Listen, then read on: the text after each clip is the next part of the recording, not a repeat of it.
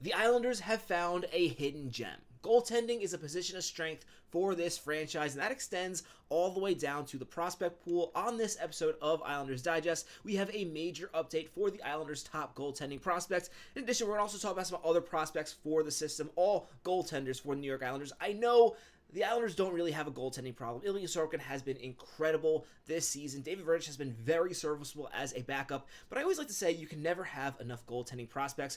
Goaltending is a really strange position where you get a lot less consistency than what you get in other positions. That's what makes Ilya Sorokin so incredible, and what I'm really excited about when it comes to this prospect is in a lot of ways he reminds me of Ilya Sorokin. But let's get right to the news first, because I think some Islander fans panicked with this, and they shouldn't. Dmitri Gamzin, the top goaltending prospect for the Islanders, also plays for CSKA Moscow, the same team that Ilya Sorokin did, has signed a 2-year extension, and this really concerned a lot of fans who feared that he would not come over. There is nothing to worry about in this case. Gamzin is only 22 years old. Really, as of right now, there was no reason for him to come to North America. Now, before we get back into it, this video is brought to you by Kalshi. When you download Kalshi using the link in the description below, be sure to enter code DIGESTNHL to get $20 when you trade your first 100. Kalshi is the largest prediction market in the United States. On their platform, you can trade yes/no on real-life events, sports, elections,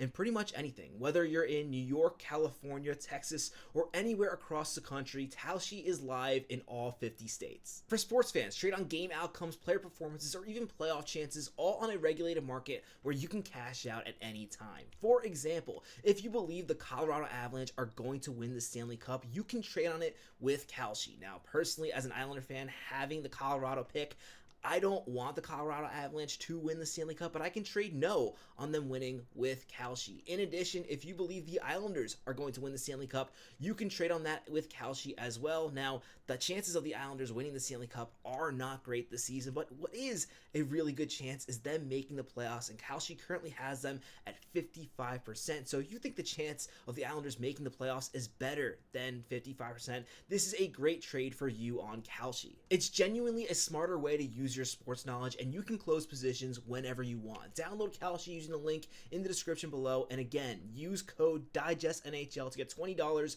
when you trade your first 100. Thank you to Kalshi for sponsoring this video.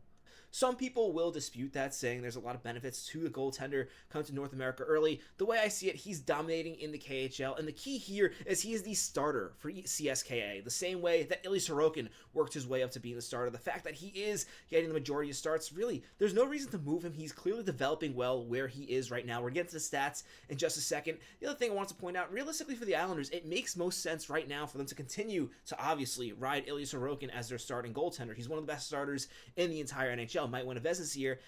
And really, the way David Verich has played, I think there's no reason for them not to give him a 1-2-year extension, which would really fit in with this time frame for Gamzin. I think some other people also misunderstood how long he would be in the KHL. This is a 2-year extension, but when you look at it, it seems like it kind of rolled over his previous extension. So this is a player who is going to be able to come to the NHL or the AHL if he needs more development by 2028. And really, I don't really see the need of bringing a player over just to play him in the AHL. There's clearly no position for him to play for the Islanders even next season. I really think that it makes the most sense to go back with Verich. But beyond that, this is a team that's competitive right now. There's really no reason to be developing a goaltender prospect in the NHL. And based on how the AHL has been for the Islanders, while I wouldn't mind a player like Gamzin playing in the AHL, the fact that he's getting all these starts in Russia, my main concern when it comes to developing prospects in Russia is when they're not getting the proper playing time. If anything, signing a contract extension is going to ensure that he is going to get more time in Russia, which is perfect for Gamzin, who's been really one of the best goaltenders in the KHL. You saw in that last post, he was leading at that time that he signed that extension,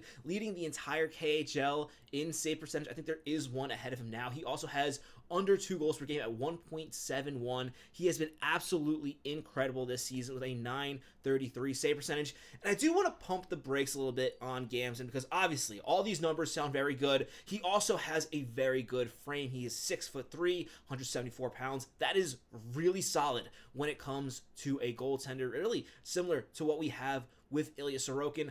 I do want you to keep in mind the KHL does have some inflated stats when it comes to goaltending, just because it seems like a lot of goaltenders in the KHL have really high save percentages. This is what we're going to talk about right now. I think Dmitri Gamzin is a very impressive prospect. In fact, he really won me over from last season. Last season, I was not all convinced. He did play 24 games in the KHL, played really well, had a 2.24 goals against average, and he had a 928 save percentage in the KHL last season. At his rookie season, he had a 937, but he was playing more as a backup, and that means you're playing the worst, the lesser teams in the KHL.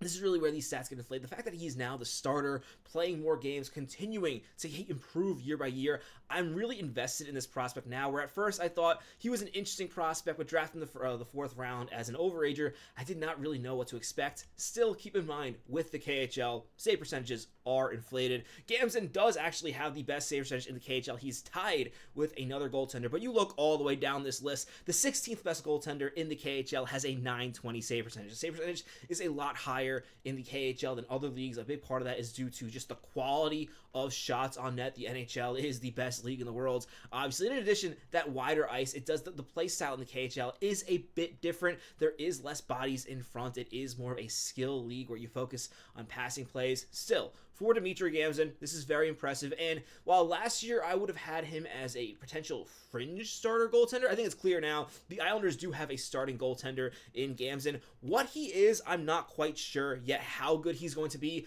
I don't want to go to the Ilya Sorokin comparisons right away. That's what a lot of people are doing logically. I mean, they're playing for the same team, putting up similar insane numbers. Ilya Sorokin's numbers are actually even crazier in the KHL. At his highest, he did have a save percentage of over 940. He is obviously an incredible goaltender. With Gamzin, just because he's putting up similar numbers, I'm not putting him anywhere near the tier of Ilya Sorokin. Even when he was coming up, Ilya Sorokin, in terms of caliber of prospect, was on a tier of his own with Igor Shesterkin. Gamzin is not on that tier, it's definitely not yet, but I do think this is a player who clearly does have potential to be a starting goaltender in the NHL, which is very solid for a prospect, especially considering, like Ilya Sorokin, actually later than Ilya Sorokin, Gamzin was drafted in the 4th round, and this is really how I love to handle goaltending and drafting. A lot of teams, I think, reach way too much on goaltenders. It's really a position where it's so hard to predict what the player will be because many times, like with Ilya Sorokin, it takes years for these players to develop. Ilya Sorokin didn't come to the NHL until he's 24, 25 years old. The same is likely going to be the case with Gamzin, which is, again, why I say don't panic at all. Ilya Sorokin also signed a contract extension with CKSA Moscow. It's just how these development systems work. If he was a forward, something like that, then I think it would be time to be concerned. But considering he's a goaltender, absolutely no concern. And my focus here is, with these prospects, it takes a long time. Ilya Sorokin was in a tier of his own.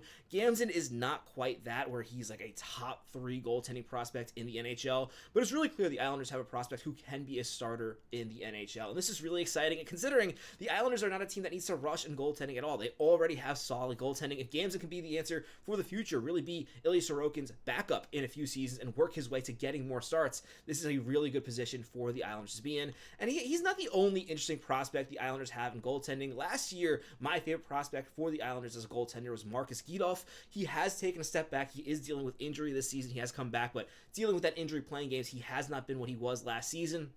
Playing in the SHL, a league that is more difficult to have a high save percentage. He had a 908 last season. This year he has a 900 at 20 years old. Not concerned about the fall off at all, if anything, coming back from injury. I think Marcus Gidolf is another interesting option, but it's clear to me that at this point Gamzin has taken his place as the top goaltending prospect for the Islanders. But they have 2 solid goaltending prospects here, where I think there's a high chance that one of these 2 really pays off for the organization. Notable, Marcus Gidolf is actually taller than Gamzin. He's 6'6" and weighs 203 pounds, so a bit of a heavier guy. Definitely that height does give him a bit of an advantage, but I think Gamzin is a really talented goaltender as well. And looking at his highlights, I was impressed with Gamzin's movement. One of the concerns you have sometimes with KHL goaltenders, we saw this with, I believe his name is Fedorov. He came from the Philadelphia Flyers. He was hyped up. He had a high save percentage. The guy could not move across his crease. It was hard to watch. He's already out of the NHL. With these guys, the Islanders fans, we are so used to, we saw Igor for the Rangers, then we had Ilya Sorokin. These KHL goaltending prospects can be exciting. They don't always pan out. And for every Ilya Sorokin, there are several other teams who've been hyping up a guy for years, only for him really to be unplayable in the NHL. And that was the case for the Philadelphia Flyers, who still desperately, I think, need a long-term solution in goaltending. Really quickly, I'm going to talk about some of the other Islanders goaltending prospects. Just go through the list. Burke Hood, they drafted this season.